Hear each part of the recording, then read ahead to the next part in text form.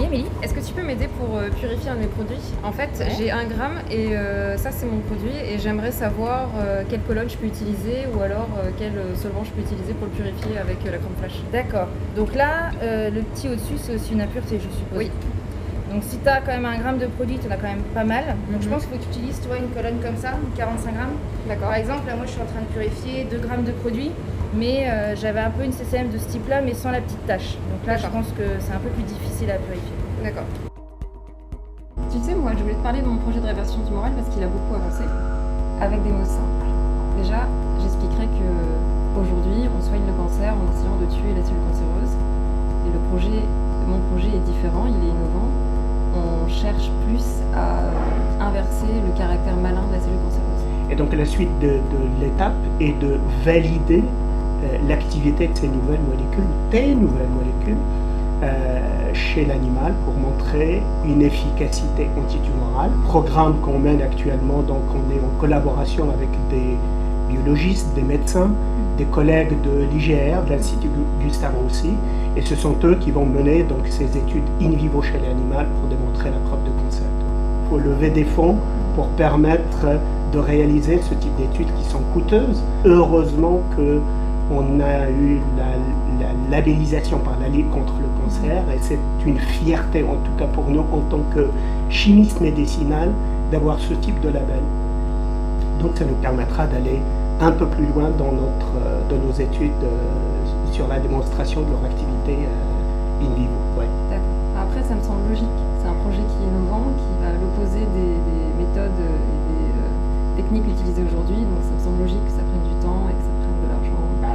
Et tu as totalement raison, ça va prendre un certain temps, mais nous on y croit. C'est un projet innovant, comme tu viens de le dire. C'est un projet qui va à l'encontre de ce qui existe au jour d'aujourd'hui.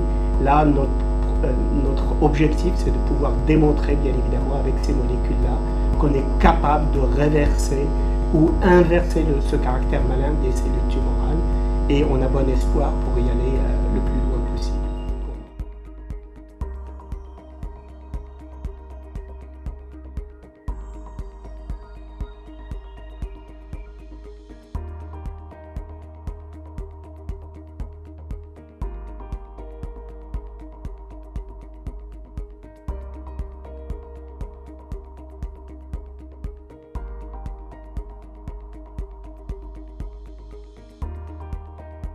Super, ça va marcher. Alors, qu'est-ce que je peux faire pour toi? Je viens de voir parce que j'ai synthétisé des molécules et une de mes molécules est très active sur ma cible. Donc j'ai voulu savoir comment ça pouvait interagir parce que je ne comprends pas exactement comment ça marche dans le site actif. C'est la tubuline. On va regarder dans une base de données si tu veux. Donc c'est un site qui répertorie l'intégralité des protéines de toutes les cibles en tout cas. Oui, donc ça c'est la fiche de la protéine qui t'intéresse, avec une structure par rayons X. Son code c'est 1SA0 et donc on va aller la regarder dans la PDB.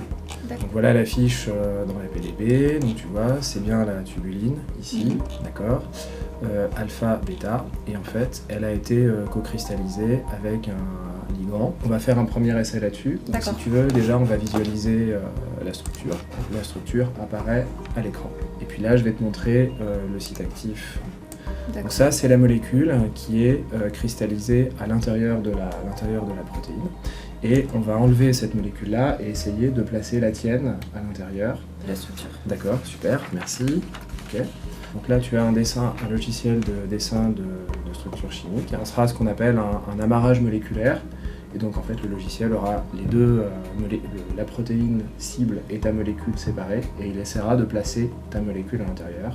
Et on pourra essayer de comprendre comment elle fait pour être active. D'accord. Du coup, Guillaume, je viens de voir, tu m'as dit que les résultats étaient peut-être bons pour les calculs? Oui, ça y est, c'est terminé. Bah, écoute, viens, installe-toi, je vais te montrer à quoi ça ressemble. Donc ça, c'est la structure de ta protéine cible. Tu retrouves ici le site actif, etc. Là, actuellement, il est vide. Et là, tu peux voir en fait toutes les interactions que ta ta molécule fait avec les résidus de la protéine. D'accord. Justement, j'avais une question. J'ai Ouais. vu dans la littérature qu'elle avait une interaction spécifique avec un résidu. Mhm. Je l'ai noté. Ouais. C'est la cystéine 241. Est-ce que du coup tu pourrais me montrer l'interaction qu'elle a en particulier Ouais, avec voilà, et tu vois, là, il y a des traits bleus qui apparaissent, et donc effectivement, qui représente les liaisons? voilà, c'est ça. D'accord. Il y a bien 2 liaisons hydrogènes, en fait, entre la cystéine 241 et ta molécule. Tu veux voir d'autres choses, éventuellement? Je peux... Est-ce que c'est possible de cibler la cavité pour voir exactement comment elle interagit Oui. D'accord. Alors ça s'appelle la surface accessible au solvant. En fait, on peut la calculer avec le logiciel. Donc ça, c'est la forme de ta cavité qui D'accord. apparaît ici. Donc tu vois que ta molécule, en fait, rentre parfaitement à l'intérieur. D'accord. Et Donc- donc, vas-y, dis-moi. Donc je comprends mieux maintenant pourquoi elle a une bonne interaction si elle rentre exactement dans la cavité. Oui.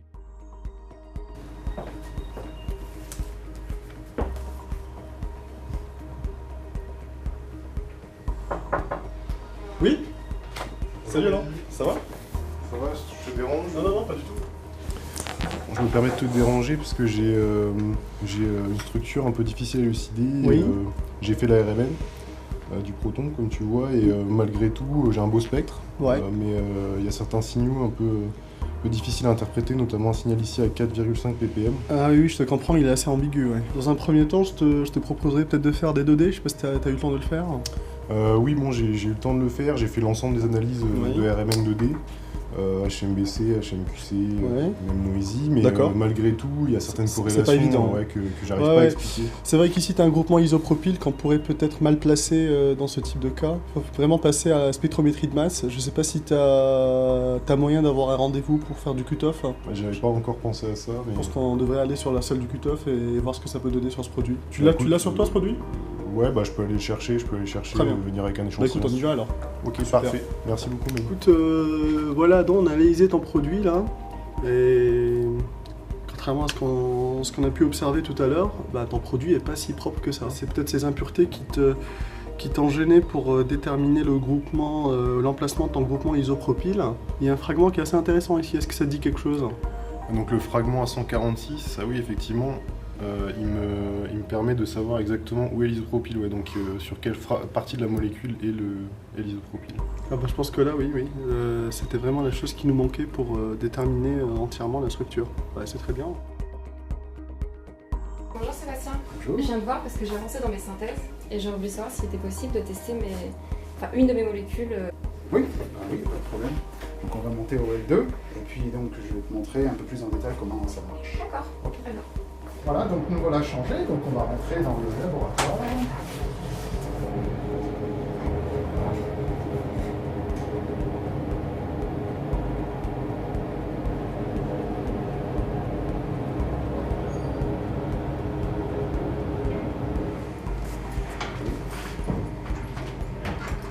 Merci beaucoup Sébastien et dis-moi quand on peut attaquer les tests. Pas de problème, je te tiens au courant. Merci. Salut Amélie. Bonjour Sébastien. Bonjour.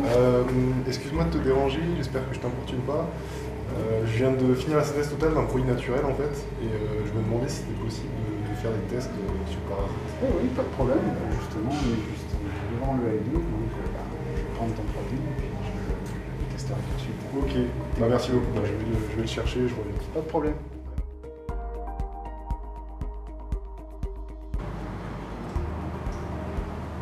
Salut Amélie, ça va? Salut Adam, ça va? Tu veux un café? Non merci, c'est gentil, je viens de voir. Alors quoi de neuf? Eh bah écoute, c'est super, je viens de recevoir la réponse du chercheur chez qui j'ai postulé aux États-Unis pour un postdoc. C'est vrai? Donc ouais, il a accepté ma candidature.